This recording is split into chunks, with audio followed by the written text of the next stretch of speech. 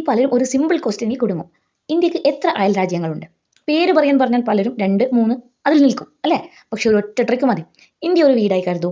ആ വീടിന് ചുറ്റും 7 കൂട്ടുകാർ. അവരാണ് ഇന്ത്യയുടെ അയൽ രാജ്യങ്ങൾ.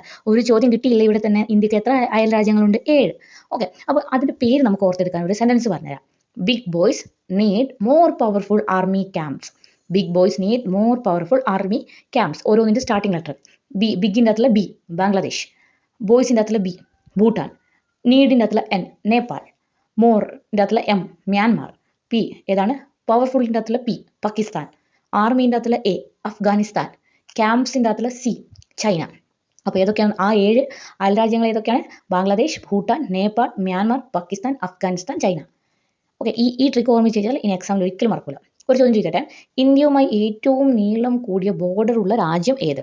കമൻറ്റിൽ ആൻസർ പറയാൻ മറക്കരുത് കേട്ടോ. ഈ ട്രിക്ക് ഇഷ്ടമായി കഴിഞ്ഞാൽ ഇത് ഇഷ്ടമായി എന്ന് പറയണം.